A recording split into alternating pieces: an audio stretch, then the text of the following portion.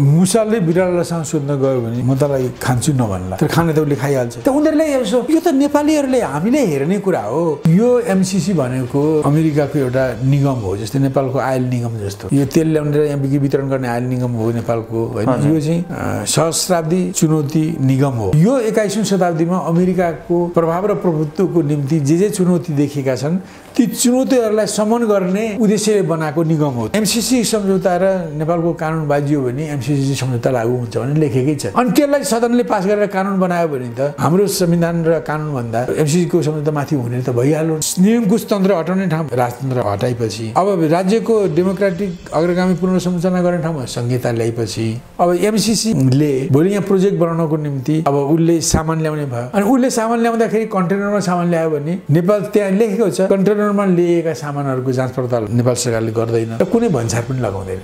अब त्यो कन्टेनर भित्र जे ल्याए पनि त भयो नि, किनभने नेपाल सरकारको जाँच्ने अधिकारै छैन। नेपाल सरकार नेपालभित्र आउने सामग्री जाँच्ने अधिकार नेपालको नहुने, उसले नजाँचिकन ल्याउने अधिकार एमसीसी को हुने भएपछि त एमसीसी नेपालभन्दा बलियो भयो कि भएन? उनले जति यहाँ फकाउने फुल्याउने फुस्ल्याउने गरे पनि अरू तयार हुन सकेनन्। यस्तो स्थितिमा उनी फर्केपछि के भने, अब यदि नेपालले संसदबाट एमसीसी सम्झौतालाई अनुमोदन गर्दैन भने अमेरिकाले नेपाललाई दिएका अरू सहयोग पनि रोकिदिनेछ। त्यति मात्रै होइन, अरू विदेशी मुलुकहरूले नेपाललाई जुन सहयोग गरेका छन्, अरू वैदेशिक सहयोगहरू अमेरिकाले चाहने भने वैदेशिक सहयोगको 60% लाई हामी रोक्न सक्छौँ भनेर दबाब दिन आइरहेका छन्। अनि किन यसो गर्नु? धम्की हो नि त। अनि यो किन? यो धम्की त यहाँका ताबेदारहरूलाई डराउनको तर्साउनको लागि आएको। एमसीसी भित्राउनु भनेको अमेरिकाले यहाँ आएर नेपालको भूमि चाहिँ चीन विरोधी युद्ध मैदान बनाउनु हो। उसले नेपालीसँग त चीन लड्ने त कुरा भएन। उनीहरू यहाँ आउने चाहिँ एमसीसी उनीहरूले कन्टेनर चाहिँ फ्री बिना जाँचपास ल्याएपछि भन्सार तिर्नु नपरेपछि त्यो कन्टेनरमा राखेर कति बन्दुक ल्याउन सक्ने भएन। जति ल्याए पनि त त्यसलाई त रोक्ने त नेपालको त्यो कानुन पास भएपछि त हजारौं कन्टेनर ल्याए पनि रोक्न सक्दैन, एउटा ल्याए पनि रोक्न सक्दैन। त्यसबाट बन्दुक ल्याए पनि रोक्न सक्दैन, सबै करौती मार्तोल हतौडा ल्याए पनि रोक्दैन। किन? एमसीसी जस्तो आएपछि त उनीहरूले जति पनि मान्छे ल्याउने भए, जति कन्टेनर हतियार पनि ल्याउन सक्ने भए, होइन? उनीहरूले यो प्रोजेक्ट बनाउनको निम्ति जहीँ पनि गएर बस्न सक्ने भए। एमसीसीले कुनै भोलि नक्कली काम अर्को गर्छु भनेर उसले अर्को प्रोजेक्ट पनि बनाउन सक्छ। चीनले आफ्नो सुरक्षाको निम्ति बाध्य भएर यिनीहरूको नेपालमा भएको अड्डाहरूमा त उनीहरूले हमला गर्ने नै छन्। त मिजाइलकै एट्याक हुनसक्छ, ड्रोन एट्याक हुनसक्छ। त्यस्तो स्थितिमा अब सकेसम्म उनले जति पनि नेपालीहरू नमरुन् भनेर उनीहरूले खोजे पनि आखिर ती हतियारले त नेपाली र अमेरिकनका भरोटे सिपाहीहरूलाई त चिन्दैन। त्यो यहाँ लेखेकै छ कि एमसीसी का पूर्व कर्मचारीहरू र वर्तमान कर्मचारीहरूले जस्तोसुकै फौजदारी अपराध नेपालमा गरे भने पनि, घुस खाए, हत्या गरे, बलात्कार गरे, पैसा गमन गरे भने पनि उनीहरूलाई फौजदारी मुद्दा लाग्दैन। अनि एमसीसीले यहाँ यो मान्छे हाम्रो कर्मचारी हो भनेर पठाएपछि उसलाई फ्री भिसा दिनुपर्छ, आवासीय भिसा दिनुपर्छ र उसको परिवारलाई पनि दिनुपर्छ। उनीहरूलाई यहाँ 13-14 वटा ट्याक्स लाग्दैन। त्यसरी बस्नेलाई ट्याक्स हेभन दिनुपर्छ। नेपालमा कुनै ट्याक्स लाग्दैन। एमसीसी र एमसीसीमा काम गर्ने मान्छेहरू त नेपालभन्दा त ठुला हुने भए। हजुर स्वतः रूपमा यो चाहिँ यो भने जस्तो हामीहरूलाई जस्तो भनौँ न, अब माछा मार्नको निम्ति भने मान्छेहरूले बल्छी हाल्दा माछाको खसाउनको निम्ति चारो हाल्छन्। सानो माछाको लागि गणौलो हाल्छन्, ठुलोका लागि माछा हाल्छन्। माछाले त्यो खायो भने बल्छी घाँटीमा अड्किन्छ र त्यसलाई बाहिर तानेर शिकार गर्छन्। त्यसरी अहिले यिनीहरूको यो 2टा प्रोजेक्ट बनाउने, त्यो प्रोजेक्टमा हामीले तपाईँहरूलाई अनुदान दिउँ, होइन?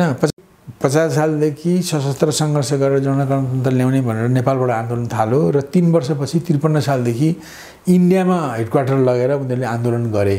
त्यसपछि अब इन्डियनहरूलाई माओवादीलाई प्रभाव पार्न र उनीहरूलाई आफ्नो अनुकूल चलाउनलाई सजिलो बन्दै गयो। उनीहरूकै सरसहयोग मर्ममद्दतले माओवादीले यो 17,000 मान्छेहरू यताउताका गरेर मारिए, अरबौं खरबौंको सम्पत्ति नोक्सान भयो, लाखौं मान्छेले दुःख पाए, जनगणतन्त्र आउँछ, मुक्त स्वतन्त्र हुन्छ भनेर। तर इन्डियाले सहयोग गरेको त्यसको निम्ति गरेको होइन, होइन? यदि उसले जनगणतन्त्रलाई सहयोग गरिदिँदा भारतका त्यहाँको सिपिआईलाई माथि दमन गर्छ, सिपिएम माथि दमन गर्छ, त्यहाँका अरू भारतीय कम्युनिस्ट पार्टी माओवादीमाथि उसले दमन गरिरहेको छ। अनि नेपालका माओवादीलाई चाहिँ बोक्ने र त्यहाँका माओवादीलाई चाहिँ त्यसरी ठोक्ने काम गर्थ्यो र गर्दैन नि। माओवादीकै पहलमा गणतन्त्र पनि आयो, संहिता पनि आयो, होइन? धर्मनिरपेक्षता पनि ल्याए, होइन? तर वास्तवमा तिनीहरूले राम्रो प्रतिफल नेपाली जनतालाई दिइरहेका पनि छैनन्। तर त्यो सम्झौतामा लेखिएको पनि त थिएन नि। त यसलाई समर्थन गरेको त्यो लेखेर नगरे पनि भारतको काङ्ग्रेस आएको भारत ती अघि भनेका परिवर्तन गरेर गर्न चाहन्थ्यो। नेकपा मालेका महासचिव सीपी मैनाली सरलाई आजको यस प्रस्तुतिमा हार्दिक स्वागत छ। बहुत धन्यवाद। अब आज हामी यो प्रस्तुतिमा चाहिँ विश्व राजनीतिलाई नजिकबाट पनि निहाल्ने प्रयास गर्छौँ। हजुर। र ठ्याक्कै आज जुन किसिमले यो विश्व राजनीतिको एउटा माहौल बनिरहेछ यति बेला, एक हिसाबले हेर्दा चाहिँ यति बेला चीन र अमेरिकाको चाहिँ एउटा बढ्दो टक्राव भएको देखिएको छ र अब यति बेला ठ्याक्कै अमेरिका चीन युद्धको आकलन पनि गर्न थालिएको छ। के होला अथवा आगामी दिनमा चाहिँ विश्व राजनीतिको भविष्य कस्तो होला? एउटा कुरा त के निश्चित हो भने अब यो भइआएको रहिआएको अति महाशक्ति हजुर आफ्नो पावर र पोजिसनलाई कायम राख्न चाहन्छ र उदयमान शक्तिहरूलाई अन्तर्राष्ट्रिय नियम कानुनभित्र रहेर पनि प्रगति गर्न दिन चाहँदैन। हो यसको यो टक्कर हो। जसरी व्यापारमा अब अन्तर्राष्ट्रिय नियम कानुन मानेर नै चीनले व्यापार गर्छु भन्दा पनि अनावश्यक ढङ्गले यो भन्सार बढाएर अनि चीनलाई पनि भन्सार बढाउन बाध्य पारेर हजुर हजुर अब यसले उपभोक्ताहरूलाई, अमेरिकी उपभोक्ता, चिनिया उपभोक्ताहरूलाई, अरू उपभोक्ताहरूलाई पनि दुःख दिने काम, महँगी मूल्य सेक्ने काम गरेको छ अमेरिकाले। किनभने ऊ चीनले अन्तर्राष्ट्रिय नियम कानुन मानेर पनि उसले व्यापार गर्ने हो भने, सबै ठाउँमा अन्तर्राष्ट्रिय नियमभित्र रहेर नै व्यापार गर्ने हो भने पनि अब चीनको व्यापार चाहिँ अतिशय बढ्छ। किन उनीहरूको उत्पादन बढिरहेको छ। हजुर हजुर हैन, उनीहरूको मेन पावर छ, उत्पादन छ, उनीहरूले नयाँ आधुनिक प्रविधि पनि ग्रहण गरे। यति बेला त चीनका सामानहरू त विश्वव्यापी रूपमै गइरहेका छन्। त्यसले गर्दा अब उसले त्यसो गरेर चीनले अर्थोपार्जन गरौँ भनेर अमेरिका अत्यन्त क्रुद्ध बनेर उसलाई रोक्नको निम्ति यो व्यापार युद्ध भनेर नि एउटा व्यवहार अगाडि बढ्यो हैन। त्यो टुङ्गिएको छैन। अहिले पनि उनीहरूले पहिले बढाएको भन्सारलाई घटाउन मन्जुर गरिरहेको छैन बाइडेन सरकारले पनि। अब त्यस्तो स्थितिमा चीनले पनि घटाउने अवस्था आउँदैन हैन। हजुर यसले यो एकापट्टि छ भने अर्को हरेक ठाउँमा उसले अब चीनलाई रोक्नको निम्ति हैन उसले हरेक प्रयत्न गरिरहेको छ। हुन त विश्वका धेरै एक्सपर्टहरू हैन यो आजको दिनमा ठ्याक्कै अमेरिकाले चाहिँ म जस्तो शक्तिशाली एउटा म चाहिँ पावर एउटा विश्वकै एउटा पावर शक्तिशाली राष्ट्र बन्नुपर्छ, त्योभन्दा अगाडि चाहिँ अरू देशहरू कुनै त्यस्तो रूपमा आउनु हुँदैन भन्ने उसको एउटा सिद्धान्त नियममा चलेको हो अमेरिका यति बेला। होइन ऊ आफ्नो प्रभुत्व जोगाउन चाहन्छ। अब जस्तो एउटा के भने तर जे भए पनि अब हिजो आज पनि अब विश्वका धेरै सामरिक विशेषज्ञहरू, युद्ध विशेषज्ञहरू, हजुर अनुभवी विभिन्न मुलुकका सैनिक कमान्डरहरू हैन भनिरहेका छन् कि अमेरिकाले अणु अस्त्र र अरू हात हतियारबाट सज्जित चीनसँग रुससँग भिड्न ऊ हिचकिचाउँछ र उसलाई भिड्न सजिलो छैन। र चीनले त पहिले नै भनिसकेको छ हामी कुनै पनि मुलुकमा आणविक अस्त्र प्रहार गर्ने पहिलो मुलुक बन्ने छैनौँ। चीनले त भनिसकेको छ हामी फर्स्ट प्रहार गर्दैनौँ हैन। अब त उनीहरूले संयुक्त राज्य अमेरिका पनि चीन जस्तो रुस जस्तो मुलुकमा जो हतियारले प्रविधिले सामरिक शक्तिले अत्यन्त सम्पन्न छन् हैन, उनीहरूसँग प्रत्यक्ष लडाइँमा जान ऊ पनि डराउँछ, हिचकिचाउँछ। भन्नाले तपाईँको जुन एउटा तात्पर्य चाहिँ यिनीहरूले शान्तिपूर्ण रूपमा चाहिँ आफ्नो व्यापारको नीतिबाटै देशमा चाहिँ एउटा ठुलो आफ्नो शक्ति बन्न चाहन्छ, शान्तिपूर्ण व्यवहार गर्न चाहन्छ भन्ने तपाईँको भनाइ हो। चीनले त प्रष्टै भनेको छ हामी बहुध्रुवीयताको पक्षधर हौँ।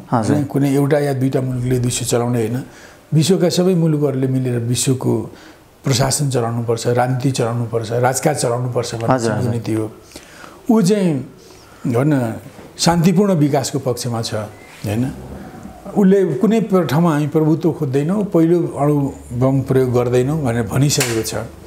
चीनले सबैसँग मिलेर भनौँ न यो BRI मार्फत, बेल्ट एन्ड रोड इनिसिएटिभ मार्फत उनीहरूले हरेक मुलुकसँग चाहिँ अब विन विन पोजिसनमा दुईटै पक्षलाई उभय पक्षलाई नै लाभ हुने गरी दुईटैको रजामन्दीले हैन चाहिँ भनौँ न पूर्वाधारको निर्माण गर्ने र अरू आर्थिक प्रगति गर्ने कुरामा चीन प्रतिबद्ध छ र चीनले भनेको छ कि हामीहरू चाहिँ यसरी काम गरौँ कि दुनियाँमा मानव जाति यस्तो समुदाय बनोस् जसको भविष्य साझा होस् हैन सुख पनि बाँडेर जाने र दुःख पनि बाँडेर उठाउने यस्तो मानव जातिको यस्तो समाज बनोस् भन्ने चीनको नीति रहेको छ। त्यसकारण चीनले अमेरिका चाहिँ त्यसको विपरीत हो भन्नुहुन्छ तपाईँ। अमेरिका चाहिँ अब करबल छलद्वारा पनि अर्काको विकासलाई रोक्ने हैन र अर्कालाई उँभो बढ्न नदिने र उसलाई विभिन्न किसिमको झन्झटमा फसाउने उसले प्रयत्न गर्छ। जस्तो नेपालमै पनि उसले एमसीसी जस्तो सम्झौता लाई संसदबाट पारित गराएर एमसीसीसँगको सम्झौतालाई पारित गरेर नेपाललाई अमेरिकाको उपनिवेश जस्तो बनाउने र नेपाल राज्यलाई एमसीसी राज्यभन्दा तलको बनाउने र यस प्रकार नेपाललाई उसले आफ्नो बैरीको विरुद्धमा चीनको विरुद्धमा उसका प्रतिस्पर्धीको विरुद्धमा नेपालको भूमि प्रयोग गर्ने त उसको यो बडो नापाक अपवित्र र संकीर्ण मानवद्वेषी प्रवृत्ति छ हैन। तर चीनले चाहिँ त्यस्तो भनौँ न अमेरिकालाई प्रहार गर्ने उनीहरूले कुनै मौका नदिने नीति लिएका छन्। उनीहरू आफू पहिलो जाइकटक नगर्ने उनीहरूले नीति लिएका छन्। अब जाइकटक कसैले आइलाग्यो भने जवाफ दिन उनीहरू तयार छन्। तर यस्तो स्थितिमा संयुक्त राज्य अमेरिकाले चीनसँग ठुलो स्तरको लडाईँ हैन गर्न त अमेरिकाकै सैनिक विशेषज्ञहरू पनि यसको विरोधमा छन्। त्यसले चाहिँ चीन अमेरिका दुईटैलाई मात्रै होइन विश्वलाई नै ध्वस्त गर्न सक्छ। त्यही कारण यस्तो ठुलो अब ठ्याक्कै यति बेला मनमुटाव टक्राव चाहिँ अलि बढी नै देखिया जस्तो छ नि। यस्तो स्थितिमा उनीहरूको कुरा के हो भने अमेरिकाले ठाडो प्रत्यक्ष टक्कर चीनसँग गर्दा आफ्नो पनि विनाश हुने देखेकोले उनीहरूको नीति के छ भने स्थानीय लोकल विद्रोह उठाइदिने। जस्तो उसले चीनलाई चीनको विकासलाई अवरोध गर्नको निम्ति हैन त्यो जस्तो सिनचियाङमा मानवाधिकार भएन भन्ने नाउँमा त्यहाँका केही मुठीभरका तुर्किस्तानी मुसलमानहरू पूर्वी तुर्की पक्षधर मुसलमानलाई त्यहाँ भनौँ न विखण्डनकारी गतिविधिमा उसले उकासिरहेको छ। मानवाधिकार छैन, त्यहाँ दमन भयो, त्यहाँ चाहिँ आदि इत्यादिको आरोप लगाएर झुटो आरोप लगाएको छ हैन। यस प्रकार त्यहाँ गर्न खोजिरहेको छ। दोस्रो उसले के गर्छ भने उसले अब तिब्बत गरे यो ताइवान त चीनको अभिन्न अङ्ग हो। 1949 मा च्याङ्काई सेकले क्रान्ति दमन गर्न खोज्दा उसले सकेन र क्रान्तिकारी शक्तिले उसलाई पराजित गरेपछि सबै बोरिया बिस्तारा बाँधेर च्याङ्काई सेक आफ्नो कुमिन्ताङ पार्टीको हेडक्वार्टर आर्मी सबै लिएर ताइवानमा गए र लामो समय 1970 सम्म उनीहरूले ताइवानलाई नै सक्कली चीन आधिकारिक चीनको रूपमा युएनमा प्रतिनिधित्व गराएका थिए। तर चीनले यति धेरै विकास गर्दै गएको 1970 मा गएपछि अमेरिकाले पनि चीनसँग सम्बन्ध सुधार्नुपर्ने र त्यसो गर्दा मेनल्यान्ड चाइनालाई नै चीनको मुख्य देशको रूपमा स्वीकार गर्नुपर्ने र चीन एक हो, त्यो जनगणतन्त्र चीन हो र ताइवान चीनको अङ्ग हो, तिब्बत चीनको अङ्ग हो भन्ने ठाउँमा अमेरिका 1970 मा पुग्यो हैन। अब त्यो अहिले आएर अमेरिका ताइवानका केही विखण्डनकारीहरूलाई जो उनीहरू मातृभूमिसँग एकीकरण चाहँदैनन् हैन, शान्तिपूर्ण एकीकरण चाहँदैनन्, तिनीहरूलाई उचालेर तिब्बत ताइवानलाई बागी बनाउन उसले प्रयत्न गरिरहेको छ। यो स्थानीय द्वन्द्व सिर्जना गरेर चीनलाई अवरोध गर्न खोजिरहेको छ। जस्तै हङकङमा पनि कथित डेमोक्रेसीको नाउँमा केही त्यहाँका मुठीभरका साम्राज्यवादका पक्षधरहरूलाई साथ दिने र त्यो भनौँ न त्यहाँ डेमोक्रेसीको आन्दोलनबाट दुःख दिने काम गरिरहेको छ। त्यस्तै उनीहरूले जस्तो भनौँ दक्षिण चीन सागरमा चीनका परम्परादेखि उनीहरूको आफ्नो स्वामित्व रहेका टापुहरूमा चीनले बस्ती बसाएर काम गरिरहेको ठाउँमा यहाँ चाहिँ स्वतन्त्र जल परिवहनमा बाधा पुग्यो भन्ने बहाना गर्दै ऊ चीनको स्वामित्वका टापुहरू वरिपरि उस जहाज बेडा लिएर पुग्न खोजिरहेको छ। अब ठ्याक्कै जसरी भयो तपाईँले जुन एउटा पुष्टि गरिरहनु भएको छ, अमेरिकाले जसरी चाहिँ त्यहाँ गुटहरू गराएर विभिन्न विषयहरूलाई ल्याएर विवादास्पद विषयहरू ल्याएर एउटा चाइना विरुद्ध एउटा अभियान त चलाइरहेकै छ र यति बेला ठ्याक्कै जुन किसिमले चीन विरुद्ध चाहिँ अमेरिका लगायतका देशहरूको जुन अरू मोर्चाबन्दी किसिमले चाहिँ उसलाई त एउटा असर पुर्याउने किसिमले मोर्चाबन्दी भइरहेको छ, यो चाहिँ के को सङ्केत हो जस्तो लाग्छ तपाईँलाई? हजुर, यस्तो ध्यान अमेरिकाले त्यस्तै अहिले नेपाललाई प्रयोग गरेर त्यसरी पहिले पनि खम्पा विद्रोह तिब्बत स्वतन्त्रता कथित तिब्बत स्वतन्त्रताको निम्ति खम्पा विद्रोहलाई अमेरिकाले प्रोत्साहन गरेको थियो। हजुर, र एउटा यस्तो स्थिति आयो कि 2031 सालमा गएर नेपाली शाही सेनाले उनीहरूलाई निशस्त्र गर्नु पर्यो हैन। अहिले पनि उनीहरू अब नेपाललाई प्रयोग गरेर कथित तिब्बतको स्वतन्त्रताको आन्दोलनलाई चर्काउन भनेर उनीहरू एमसीसीको सम्झौताको बहानामा उनीहरू यहाँ आइरहेका छन् हैन। त यो यसरी तपाईँले अघि भन्नु चीन र अमेरिकाको प्रत्यक्ष मुठभेड हुने सम्भावना कम छ हैन, किनभने प्रत्यक्ष मुठभेड गर्न अमेरिका खुदै डराउँछ र प्रत्यक्ष मुठभेडको मौका दिनुहुन्न भनेर चीन आफै सतर्क छ।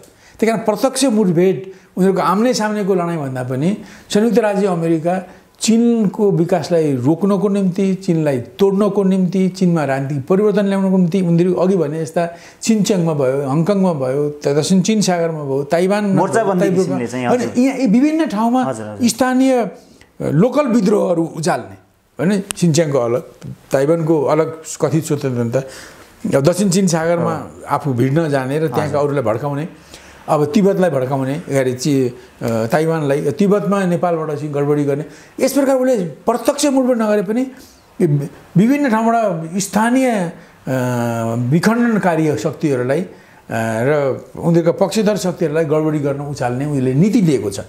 किनभने प्रत्यक्ष मुठभेडबाट अमेरिका पनि खुद डराउँछ र चीन चाहिँ उनीहरूलाई प्रत्यक्ष मुठभेड गर्न आउने वातावरण नदिनको लागि ऊ सतर्क छ। चीन धेरै सन्निमित भएर मुठभेडलाई पन्छाउँदै अगाडि जान उनीहरू सतर्क छन्। त्यस कारण तपाईँले अघि भने जस्तो खुदै चीन अमेरिकाको ठाडो लडाइँ भइहाल्ने कुरा त्यति भनौँ न तत्कालै सम्भव छैन होइन, त्यति खतरा छैन। तर चीनलाई रोक्नको निम्ति अघि मैले भने जस्ता विभिन्न ठाउँबाट स्थानीय विद्रोहहरू भड्काउँदै होइन, अब मैले भने सिनच्याङमा, हङकङमा, दक्षिण चीन सागरमा, ताइवानमा, यो तिब्बतमा यस्ता एउटा गडबडी गर्ने उसले नीति लिएको छ। र अब अहिले के छ भने चीनले जुन ढङ्गले उसको आर्थिक विकास गर्यो, त्यो सँगसँगै उसको राजनीतिक प्रतिष्ठा पनि बढेको छ, उसको सामरिक शक्ति पनि बढेको छ। चीनले जुन ढङ्गले विश्वमा अरू जसले जे सोचे पनि चीनले अरूलाई दुःख नदिने, अरूसँग बराबरीको व्यवहार गर्ने, न्यायपूर्ण व्यवहार गर्ने काम गरेको हुनाले धेरै मुलुकहरू अमेरिकाले भड्काए पनि चीनसँग राम्रै सम्बन्ध राख्ने र चीनसँग बन्द व्यापार गर्ने पक्षमै छन्। त यसले गर्दा चीनले जुन एउटा गुडविल कमाइरहेको छ होइन, अरूको सद्भाव कमाइरहेको छ र यो सद्भाव र ऊ जो शान्तिप्रिय बनेको छ र ऊ प्रभुत्ववादी नबन्ने, पहिलो आक्रामक नबन्ने उसले नीति लिइरहेको हुनाले उसलाई उसको विश्वभरि उसको प्रेस्टिज बढिरहेको छ र विश्वका जनता पनि र विकासशील मुलुकहरू र अरू विकसित मुलुकहरू पनि के चाहन्छन् भने विश्वको जुन राजकाज छ त्यो विश्वको राजकाज चाहिँ विश्वका सबै साना ठुला बलिया कमजोर सबै मुलुकले मिलेर चलाउनु भन्ने जनताको भावना छ। अमेरिका चाहिँ एक्लै उसले निर्णय गरेर इराकमा लडाइँ त्यहाँ लडाइँ हुने, अब सिरियालाई खतम त्यहाँ हमला गर्ने, उसले यस्तो किसिमले उसले जुन काम गरिरहेको छ। त यस्तो यो भनौँ न उसको भनौँ अति महाशक्ति एक ध्रुवीय जुन उसको दादागिरी छ, यसको विरुद्धमा विश्वभरिका मुलुकहरू, धेरै न्यायप्रिय मुलुकहरू र विकासशील मुलुकहरू यसको विरोधमा उठेका छन् र चीन चाहिँ अब त्यो विश्वका विकासशील र न्यायप्रिय मुलुकहरूको जुन उठान छ, जागृति छ, यो जागृतिको पक्षमा चीन छ। यस कारण त्यो स्वाभाविक छ कि चीनको यी विकासशील मुलुकहरू र न्यायप्रिय विकसित मुलुकहरू पनि चीनसँग राम्रै सम्बन्ध राख्ने हुनाले राख्छन्। तर अमेरिकाले पुँजीवादी साम्राज्यवादी मुलुकहरू जस्तो अहिले G7 भनिन्छ होइन, यो 7वटा अमेरिका लगायत Britain, France, Germany Australia Japan आदि जस्ता भएर त्यो बरु त G7मा बरु त्यसमा G7मा न त चीन छ न त भारत छ हैन G7मा न त रुस छ। जसरी यति बेला अमेरिकी र चिनियाहरूको जुन एउटा टक्राव भइरहनुको एउटा कारण चाहिँ के जस्तो लाग्छ तपाईलाई? यो व्यापारिक नीति नै हो यो? अरु पनि छ।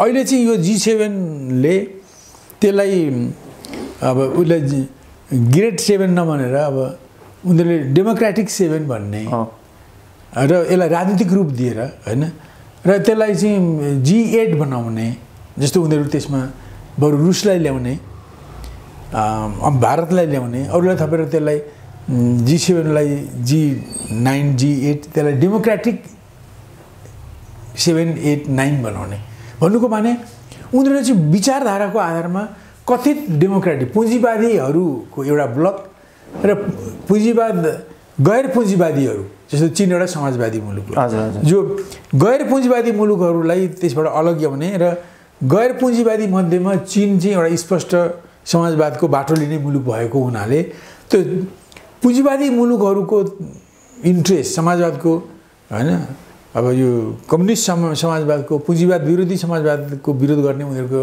वर्गीय स्वार्थ हुन्छ। त्यो पुँजीवादी सङ्कीर्ण वर्गीय स्वार्थको आधारमा संयुक्त राज्य अमेरिकाले विकसित पुँजीवादी मुलुकहरूलाई चीन विरोधी खेमामा उसले उचालिरहेको छ हैन।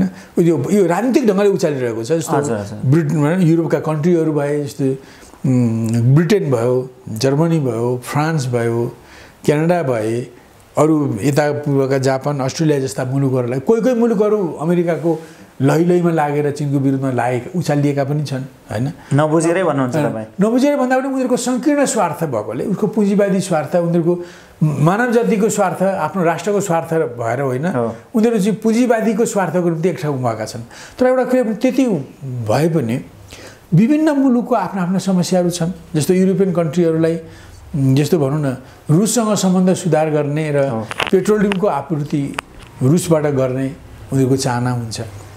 अब उनीहरूको जस्तो भनौँ युरोपियन युनियनका मुलुकहरू लाई अब पहिले त्यहाँ नाटो भन्ने जुन सुरक्षा गठबन्धन छ अब त्यसमा सबै मुलुकका त्यहाँ युरोपियन कन्ट्रीहरूको पनि फौजहरू छन् त्यहाँ नाटोमा र त्यसको धेरै आर्थिक भार अमेरिकाले लिएको छ।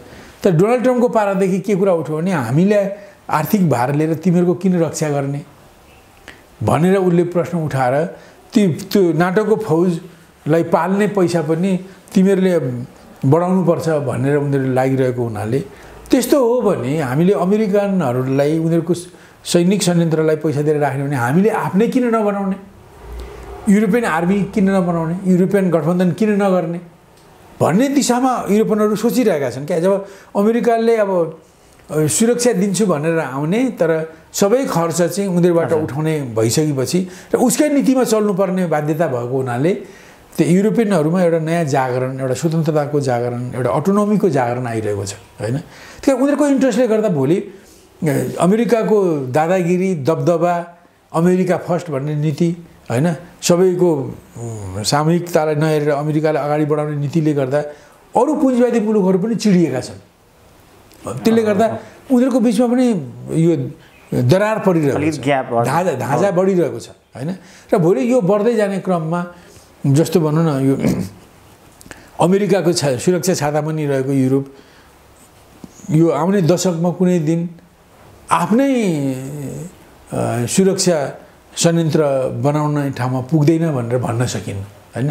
त्यसकारण उनले पुँजीवादी सङ्कीर्ण स्वार्थको आधारमा अमेरिकाले अरू विकसित पुँजीवादी मुलुकहरूलाई चीनको विरोधमा खडा हुनको लागि विभिन्न नाउँमा स्वतन्त्र विश्व कथित डेमोक्रेसी कथित मानवाधिकार हैन मान्छे मरुन् खान नपाउन् तब पनि त्यो डेमोक्रेसी हो तब पनि त्यहाँ मानवाधिकार छ हैन।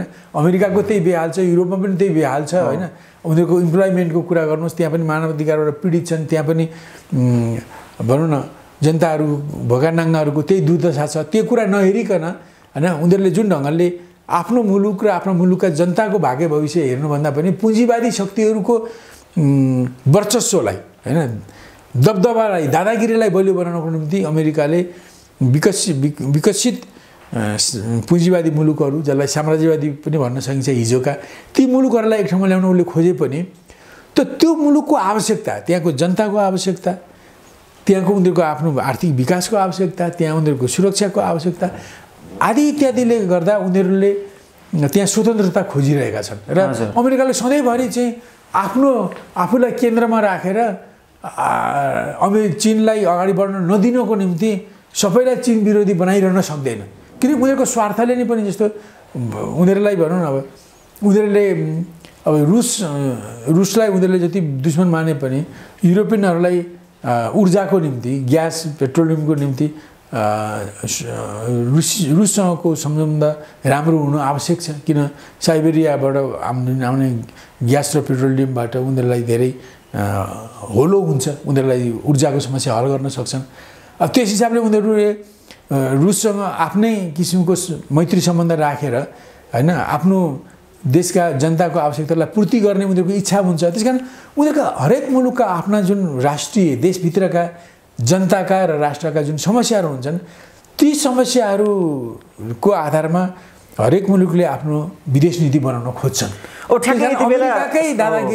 घेराबन्दीमा अमेरिका र चीनको टकरावको विषयलाई त्यही थाती राख्दै ठ्याक्कै अब नेपालतिरै म प्रवेश गराउन चाहे अब यति बेला ठ्याक्कै एमसिसीकै प्रसङ्ग उठिरहेको बेला चाहिँ नेपालमा अमेरिकाको रणनीतिक अथवा रुचि चाहिँ के हो जस्तो लाग्छ र यो अघि भने नि उनीहरूले चाहिँ यहाँ चीनसँग प्रत्यक्ष टक्कर लिन नहुने नसक्ने त्यसले आफूलाई पनि नोक्सान गर्ने भएको हुनाले उनीहरू अघि मैले भने उनीहरू स्थानीय ढङ्गले स्थानीय मान्छेलाई विद्रोहमा उठाउने र लोकल विद्रोह उठाएर चीनलाई हैरान परेशान गर्ने र चीनलाई चाहिँ भनौँ न त्यसमा राजनीतिक परिवर्तन ल्याउने उनीहरूको उद्देश्य हो त्यस जसमध्येमा सिङच्याङपछि ताइवानपछि हङकङपछि दक्षिण चीन सागरपछि अरू अत्यन्त महत्त्वपूर्ण ठाउँ भनेको तिब्बतमा कथित स्वतन्त्रता आन्दोलनलाई बढाउने त्यसको निम्ति नेपालको भूमि अत्यन्त आवश्यक छ त्यसै कारण उनीहरू नेपालका सरकारलाई नेपाललाई आफ्नो नवउपनिवेश जस्तो बनाएर नेपाललाई एमसिसी मार्फत कज्याएर यहाँ नेपालको भूमिलाई उनीहरू कथित फ्री टिबेट मुभमेन्टको निम्ति प्रयोग गर्न चाहन्छन् हैन यो चाहिँ के भने लोकल वार जस्तो भयो नि त स्थानीय भने तिब्बतीहरूलाई उठाएर त्यो जो गर्न खोजिरहेका छन् अब अहिले भनौँ विकास र चिनिया कम्युनिस्ट पार्टीको अथवा त्यहाँको सरकारको नीतिबाट लाभान्वित भएका तिब्बतीहरूलाई उनीहरूले भड्काउन त सक्दैनन् तर 1959मै विद्रोह गरेर तिब्बत छोडेर आएका कयौँ तिब्बतीहरू जो विशेष गरी खाम प्रदेशका खम्पाहरू छन् त्यो विभिन्न पुँजीवादी मुलुकमा उनीहरू गएर पढेका छन् रोजगारी गरेका छन् पैसा कमाएका छन् उनीहरूलाई चाहिँ भनौँ न समाजवाद विरोधी चीन विरोधी बनाइएको छ र उनीहरूकै फौज भरौटे फौज तयार गरेर नेपालको माध्यमबाट उनीहरूलाई चीनमा पसाएर त्यहाँ तिब्बतमा विग्रह मचाउनको निम्ति उनीहरूले नेपालमा आँखो लगाएको हो किन यो चाहिँ उनीहरूको चीनसँग डाइरेक्ट भनेपछि यति बेला अमेरिकी सरकारले चाहिँ नेपालका केही व्यक्तिहरूलाई चाहिँ पनि परिचालन गरेको छ भन्ने जस्तो एउटा सङ्केत हो तपाईको त्यो त एमसिसी पास गर्नलाई एमसिसी पास गर्न त उनीहरूले प्रयोग गरेका छन् तर तपाईको पहिलो प्रश्न किन नेपालमा अमेरिकाको यति धेरै चासो किन के को निम्ति उ यहाँ एमसिसी को सँग नेपाल सरकारको सम्झौतालाई नेपालको संविधानमा भएको भन्दा विपरीत ढङ्गले एमसिसी सम्झौतामा पनि नलेखिएको हिसाबले उनीहरू किन पारित गराउन खोज्छन् भने उनीहरू त्यो सम्झौतामा लेखिएका कुराहरू सदनबाट पारित भएर त्यो कानुन भयो भने त्यो कानुन चाहिँ नेपालको संविधान र नेपालको कानुनभन्दा माथि हुन्छ र त्यसले एमसिसी कम्पनीलाई नेपालभन्दा पावरफुल बनाउँछ हैन र त्यसले त्यो एमसिसी कम्पनीलाई यहाँ 5 वर्षसम्म बस्ने होइन त्यो यहाँ दशकौँसम्म बसिरहने त्यहाँ लेखिएको छ जस्तो भनौँ एमसिसी ले बनाउने दुईटा जुन परियोजना छन् हाइटेन्सन लाइन र सडक अहिले यिनीहरू चाहिँ उसले त्यहाँ शर्तमा राखेको छ तिनीहरू अमेरिकाको उत्पादन अमेरिकाको रोजगारी अमेरिकाको स्वार्थ र अमेरिकाको सुरक्षाको विरुद्धमा प्रयोग गर्नु हुँदैन भन्ने लेखेको छ अनि त्यस्तो प्रयोग भयो त्यसरी प्रयोग भएको छ कि छैन भनेर वाच गर्न उसले यहाँ एमसी एकाउन्ट भन्ने एमसिसी को शाखा खोलेको छ हैन यद्यपि नेपालको कानुन अन्तर्गत खोलेर नेपालकै अर्थ सचिव नि त्यसको प्रमुख भए पनि त्यसले एमसिसी कम्पनीको निर्देशन अनुसार काम गर्नुपर्छ। नेपाल सरकारको निर्देशन अनुसार त्यसले काम गर्न पाउँदैन। अनि त्यो मार्फत त्यो यी प्रोजेक्टहरू अमेरिकाले बनाउने दुईटा प्रोजेक्टहरूलाई चाहिँ अमेरिकीको कथित स्वार्थमा अमेरिकाको कथित राष्ट्रिय सुरक्षा को विरोधमा प्रयोग हुँदै भइरहेका छन् कि छैनन् भनेर यहाँ रुँगेर हेर्न वाच गर्नको निम्ति निहालेर बस्नको निम्ति यो अनन्तकालसम्म एमसिसी बस्ने हो। यहाँ उसको एमसिए यहाँ बस्ने हो त्यो लेखेको छ। त्यसलाई हामीले संसदबाट पारित गऱ्यौँ भने त त्यो कुरा त कानुन बन्छ। ठ्याक्कै 11वटा बुँदा जुन विवादास्पद बुँदाहरू थियो नेपाल सरकारले चाहिँ अमेरिकालाई जवाफ चाहिँ यसको दिनु पर्यो। संविधान नेपालको संविधानभन्दा एमसिसी चाहिँ माथि छ कि छैन भन्दा एमसिसी चाहिँ नेपालको कानुनभन्दा माथि छैन भनेर जुन किसिमको एउटा जवाफहरू आयो सकारात्मक जवाफ नै छन् सबै। भनेपछि यो एउटा भ्रम हो, एउटा नेपाली जनतालाई एउटा भ्रम सिर्जना गर्न पठाएको एन्सर हो त्यो। हजुर र तिनीहरूले के भनेछन् त्यसले मूलतः भनौँ न यो पूर्वाधार निर्माणहरूमा पुल पुलेसो बाटोघाटो भवन होइन आदि इत्यादि गर्ने त्यो भनौँ यो भनौँ हाइटेन्सन लाइनहरू बनाउने जस्ता यस्ता पूर्वाधार निर्माणमा यसले लगानी गर्छ र त्यो लगानी गर्ने बाहनामा उसले सडक 300 किलोमिटर जति हाइटेन्सन लाइन 300 किलोमिटर जति बनाउने बाहनामा उनीहरू यहाँ आएका छन् होइन। र त्यो बनाउने सन्दर्भमा उनीहरूले जुन सम्झौता गरेका छन् ती सम्झौताका सबै कुराहरू मैले अघि नै भने ती सम्झौतामा लेखिएका कुरालाई सदनले पास गर्ने हो भने त्यो सम्झौता चाहिँ नेपालको संविधानभन्दा माथि हुन्छ। जस्तो मैले तपाईँले भने त्यो लेखेकै छ कि 50-60-65 अरब नेपाली रुपियाँ हतमाएर अनुदान हो भनेर यो चाहिँ यो के हो भने बल्छीमा उनिएको गणौलो हो। यसलाई नेपालीहरूले निल्छन् भने उनीहरूको घाँटीमा अड्किन्छ र उनीहरू अमेरिकाको कानुन मार्फत र एमसिसी मार्फत हुन पुग्छन् उनीहरू। त्यहाँ यदि यस्तो होइन नि म तपाईँलाई केही चिज देखाएर तपाईँको ट्र्यापमा पार्ने चाहिँ यिनीहरूको एउटा रणनीति हो भन्नु। अनि जस्तो भनौँ न अब यो उनीहरूले जति गरेका छन् जस्तो अहिले तपाईँलाई यति नै भन्नु न जस्तो नेपालले हाइटेन्सन लाइन बनाउने नेपालको विद्युत प्राधिकरणले बनाउने हो भने 5 करोड जतिमा 1 माइल बन्छ 1 किलोमिटर बन्छ अरे। हजुर अहिले यिनीहरूले 1 किलोमिटर हाइटेन्सन लाइन बनाउनको लागि 20-22 करोडको बजेट राखेका छन् एमसिसीमा त्यो 60-65 अरबमा होइन त्यो राखेका छन्। अब यो 5 करोड भन्दालाई उनीहरूले एकदम राम्रो हाई क्वालिटीका फोरेन मेड सामग्री ल्यायो भनेदेखि ल डबलै भयो भने 10 करोड लाग्ला भन्ने एकछिन मान्नुहोस्। हजुर उनीहरूको हाई टेक्निसियन आदि। अब बाँकी रहेको प्रत्येक किलोमिटरको 10 करोड भनेपछि 300 किलोमिटरको कति भयो 3 अरब भयो। 300 किलोमिटरमा 10 करोडको दरले इजाफा हुँदा होइन अब भनौँ 300 किलोमिटरको 10 करोड भयो 10 करोड 10 अरब भयो। त यसरी उनीहरूले यो पैसा के गर्छ यो सबै यहाँका मान्छेहरूलाई खुवाएर यहाँका दलालहरूलाई खुवाएर त्यसको पक्षमा ल्याउनको निम्ति पैसा प्रयोग गरेका हुन् उनीहरूले। अर्को भन्दा भर्खरै जब यो फातिमा सुमार नेपालमा आएको बेलामा अमेरिकाको एमसिसीले के निर्णय गरेछ भने नेपालमा अब यो एमसिसीको पक्षमा प्रसार गर्नको लागि $1 मिलियन भनेपछि हजुर होइन भने $10 लाख 1 लाख बराबर 1 करोड हुने हो भने बढी हो भने अब 10-15 करोड रुपियाँ उनीहरूले यहाँको टिभी च्यानललाई किन्नको लागि यहाँको पत्र पत्रिकालाई किन्न स्पष्ट रूपमा कसलाई पैसा दियो कसलाई प्रचारमा अनि उनीहरूले अहिले आएपछि नि त्यो पैसा उनीहरूले यहाँबाट छुटाइसकेका छन्। यो उनीहरूको एमसिसी कम्पनीले नीति बनाइसकेको छ। किन यसो गर्नु परेको ल भन्नुहोस् त। यदि उनीहरूको त्यो उनीहरूले भनेअनुसार त्यो 50 करोड अनुदान थियो अनुदानमा उनले काम गर्न आएको छ यस्तो मरि हत्या गरेर त्यो तपाईँले खाऊ कि खाऊ भनेर किन भन्नु पर्यो। अनुदान छ नेपालले उचित ठान्छ ठानेन भने त लिएन सिधी गरेको कुरा। अब लिएन भनेदेखि त्यसमा यसरी अहिले आएर तपाईँलाई थाहा छ अब फातिमा सुमार यहाँ आइन् अब यहाँ जनताको विरोध भयो।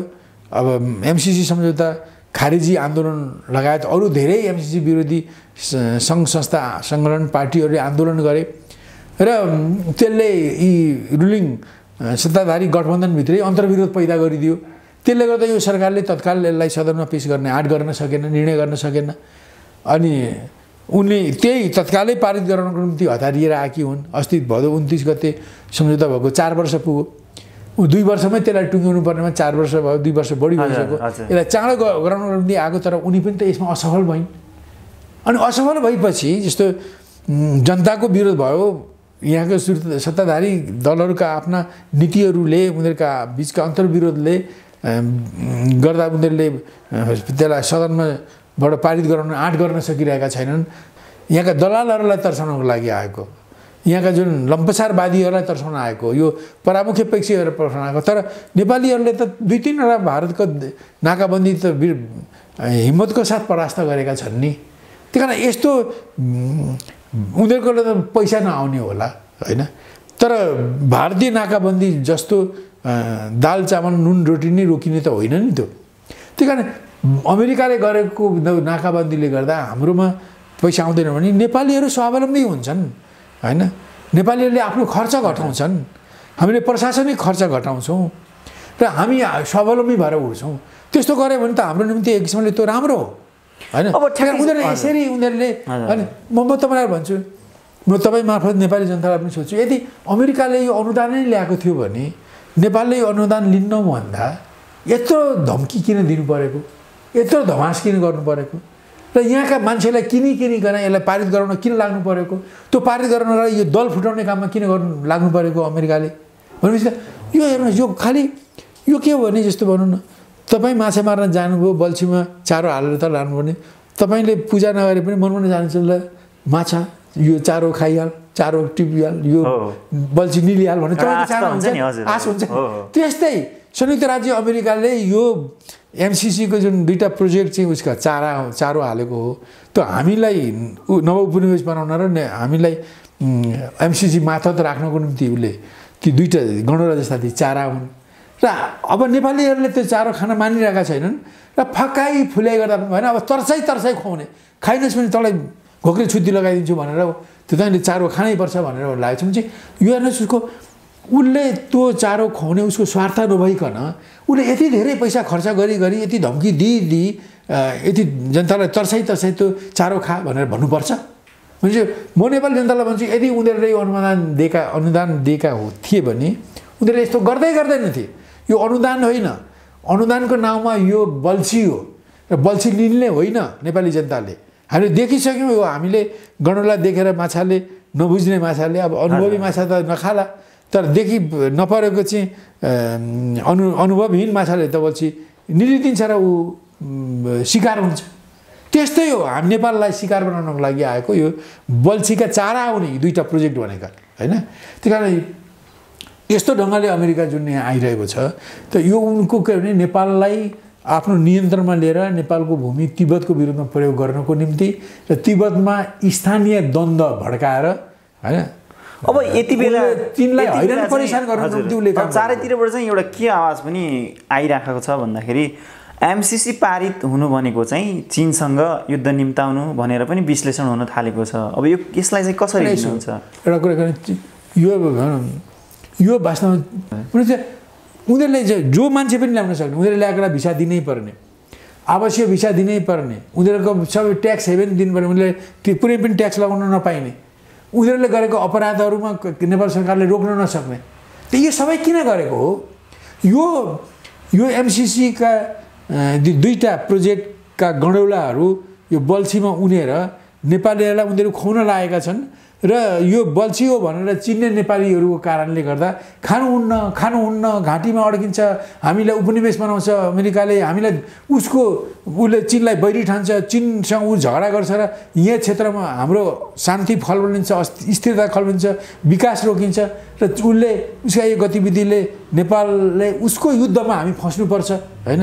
र उसले यहाँ नेपालमा बसेर चाहिँ चीनमा हमला गर्छ भने चीनले पनि उनले बसेको ठाउँमा त बम हान्ला, मिजाइल हान्ला, त्यसले त खालि अमेरिकन मात्रै चिनेर त मार्दैन नि, त्यसले त सारा नेपालीहरू पनि त मर्ने। प्रत्यक्ष असर भनेको नेपालीहरूलाई प्रभाव चाहिँ नेपालमै पर्ने हो भन्ने हुन्छ। हाम्रो उद्योग धन्दा कल खाना, हाम्रो शान्तिपूर्ण जीवन, स्थिरता, शान्ति सारा खतम हुन्छ। त्यही कारण यो भएको हुनाले म नेपाली जनतालाई भन्छु, नेपाली दाजुभाइ दिदीबहिनीहरू, किन यदि अमेरिकाको यो अनुदान मात्रै थियो भने ठ्याक्कै भनिदिनुहोस् युद्ध यदि चीन अमेरिका बीच चाहिँ भड्किहालेको अवस्थामा चाहिँ नेपाललाई चाहिँ धेरै प्रभाव पर्छ भन्नुहुन्छ तपाईँ कति जति पर्छ कस्तो सबै क्षेत्रमा उनीहरूले यहाँ नेपालको भूमि प्रयोग गरेर यहाँबाट पहिले जसरी खम्पाहरूलाई तिब्बतमा पठाएर त्यहाँ हिट एन्ड रन गर्ने त्यहाँ उपद्रव गर्ने र नेपालमा बसोबास गर्ने यहाँ आश्रय लिन आउँथे यो धेरै बढ्दै गएर ठुलो मात्रामा खम्पाहरूलाई त्यसरी भित्र पठाउने भएपछि चीन सरकार हाम्रो मित्र मुलुक भएकोले उसले नेपाल सरकारसँग तत्कालीन राजा वीरेन्द्रसँग कुरा भयो कि अब यसरी उनीहरूले ठुलो मात्रामा तिब्बतमा पसेर चाहिँ आतङ्ककारी गतिविधि गर्न खोजिरहेका छन् अब त्यसको विरुद्धमा अब हामीले आफ्नो सुरक्षालाई बलियो बनाउनको लागि हामीले पनि सैनिक परिचालन गर्नुपर्ने हुन्छ त्यस्तो हुँदा भोलि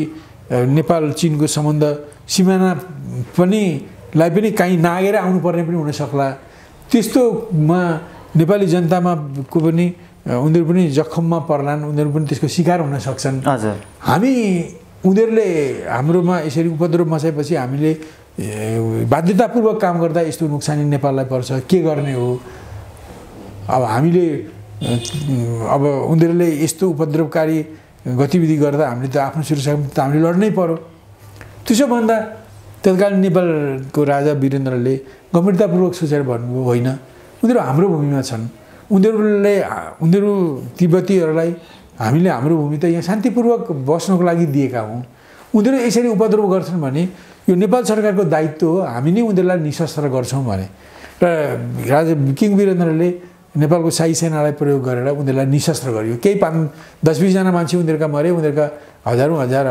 हतियारहरू नेपाली सेनाको कब्जामा आयो अहिले पनि सैनिक छाउनीमा हेर्न सकिन्छ त्यहाँबाट कब्जा भएका हतियारहरू अमेरिकाले पठाएका हतियारहरू त यस्तो भयो भोलि त्यस्तै हुन्छ उनीहरू यहाँ आएर अहिले त उनीहरू ठुलो स्केलमा लड्ने छ किन एमसिसी जस्तो आएपछि त उनीहरूले जति पनि मान्छे ल्याउने भए जति कन्टेनर हतियार पनि ल्याउन सक्ने भए होइन उनीहरूले यो प्रोजेक्ट बनाउनको निम्ति जहीँ पनि गएर बस्न सक्ने भए एमसिसीले कुनै भोलि नक्कली काम अर्को गर्छु भनेर उसले अर्को प्रोजेक्ट पनि बनाउन सक्छ त्यो पनि नेपालले मान्नै पर्ने हुन्छ त्यसकारण उनीहरूले यो एमसिसीसँगको सम्झौतालाई पारित गरायौँ भने हामी उपनिवेश जस्ता हुन्छौँ र त्यो एमसिसीले नेपालको सरकारमाथि घोडा चढ्छ र उसले भनेको मान्नुपर्ने एउटा स्थिति हुन्छ होइन हामी यस्तो नव उपनिवेश जस्तो बन्छौँ र त्यस्तो स्थितिमा उनले ठुलो पैमानामा हात हतियार ल्याएर नेपालको भूमिबाट चीनमा प्रहार गर्ने हुँदा उनीहरू चाहिँ भित्र बसेर अड्डै जमाएर प्रयोग गर्न नसक्लान् किनभने चीनले आफ्नो सुरक्षा पनि अवश्य नै सुदृढ बनाएको होला यो आइटिओको जमानामा